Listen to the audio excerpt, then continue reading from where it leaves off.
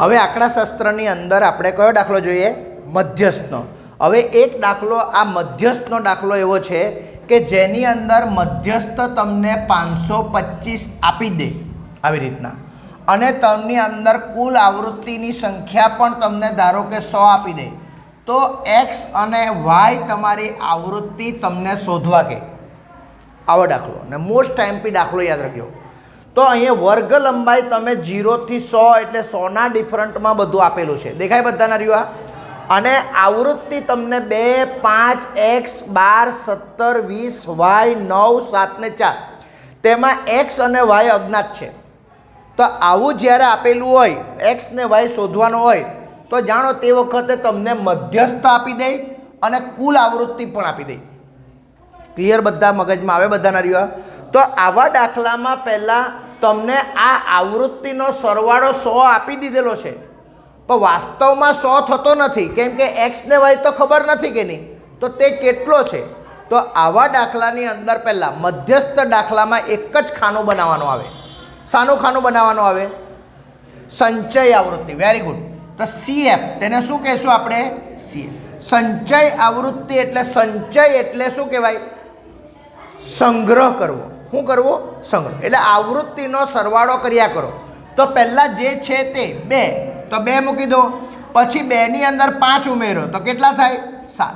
7માં x ઉમેરો તો 7 + x થાય. આવી રીતના તમારે સરવાળો કરતા જવાનું. ક્લિયર? મગજમાં આવે બધાને? તો 7માં 12 ઉમેરે તો 19 + x તો બાકી જ રહી ગયા. 19માં પાછા કેટલા ઉમેરવાના? 17. તો કેટલા થાય? લગભગ 36 થવાના. બોલો કેટલા થાય? 9 ને 7 કેટલા? 16 આવી જાય. + x, તેમાં 20 ઉમેરો તો કેટલા થાય? 56 + x. હવે y ઉમેરો તો 56 + x + y કહેવાય. હવે 56માં 9 ઉમેરો તો 56માં 9 ઉમેરો તો કેટલા થાય? 65 + x + y કહેવાય. 65માં 7 ઉમેરો તો કેટલા થાય? 72 + x + y થાય. ને 72માં 4 ઉમેરો તો કેટલા થાય? 76 + x + y. એટલે વાસ્તવમાં સરવાળો કેટલો છે? 76 + x + y. પાક્કું મગજમાં આવે બધાને? તો આવી રીતના તમારો આવૃત્તિ ઓરિજિનલ 100 છે, પણ વાસ્તવમાં કેટલી છે? 76 + x + y. આ પણ યાદ રાખવાનું, બહુ કામ આવે. બરાબર? ઓકે, ધ્યાનમાં રાખીએ. તો આપણે આ દાખલો જોઈએ. તો આની અંદર તમારે પરીક્ષાની અંદર તમને 2 ખાના તો આપેલા જ હોય, તમારે માત્ર એક ખાનું બનાવવાનું હોય મધ્યસ્થમાં. શાનું ખાનું બનાવવાનું હોય? CF. CF એટલે કોણ? સંચય આવૃત્તિ. તો સંચય આવૃત્તિ બની જાય. હવે તમારે દાખલો જે વખતે મધ્યસ્થ શોધવાનો આવે, શું આવે? શોધો.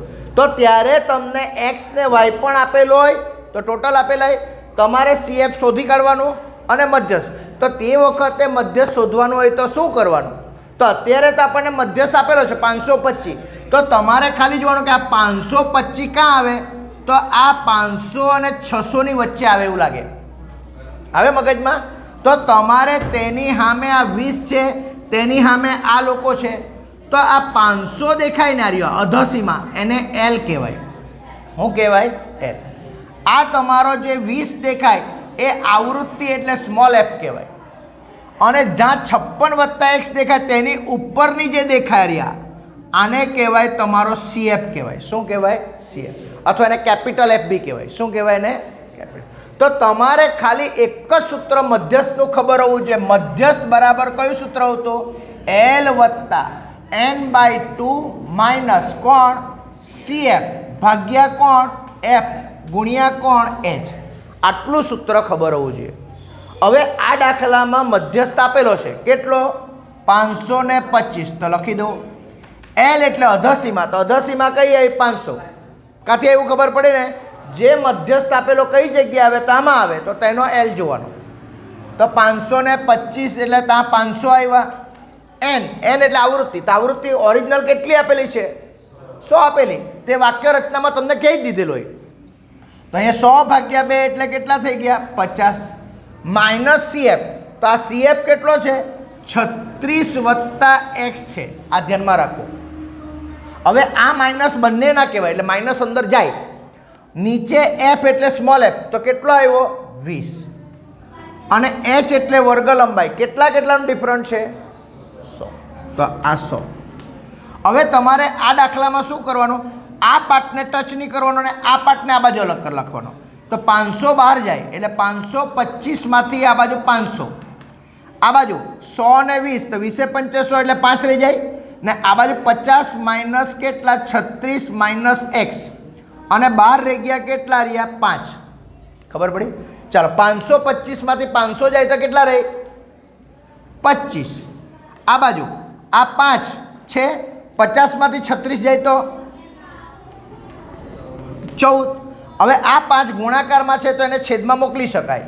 તમારે અંદર ગુણી કાઢવું હોય તો પણ વાંધો નથી. તો 5 આ બાજુ 25/5, તો 14 માઇનસ એક્સ, 25/5 એટલે કેટલા 5, બરાબર 14 માઇનસ એક્સ.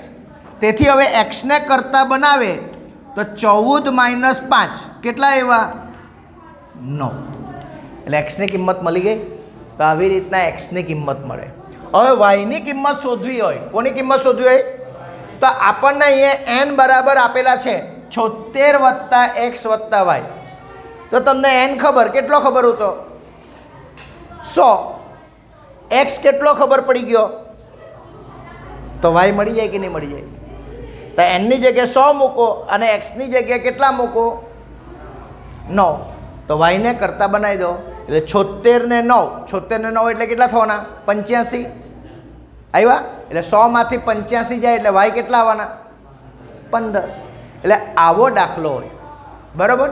હવે સાહેબ ધારો કે એક્સ ને વાય નહીં શોધવાના હોય તેવો દાખલો હોય તો તમને આવૃત્તિ બધી કમ્પ્લીટ આપેલી હોય 100. તો તમારે મધ્યસ્થ શોધવાનો હોય તો મધ્યસ્થ તમારે ખાલી મધ્યસ્થ n/2 લઈ લેવાનો, એટલે 100/2 એટલે કેટલા 50. તો તમારે આ લાઈનમાં જોવાનું કે 50 ક્યાં આવે, તો 56 સુધીમાં બધામાં 50 આવવાના કે નહીં, તો તે જ વસ્તુ આવતી રહી આપણને. તો ત્યારે આ એલ કહેવાતે, આ એફ કહેવાતે, ને અહીંયા જે આવેલી હતી તે રકમ કહેવાતે આપણી ખ્યાલ આવતે બધાને હરિયા. તો આવી રીતના અત્યારે આપણે આ જ સૂત્ર મૂકવાનું, સૂત્ર તો એક જ છે.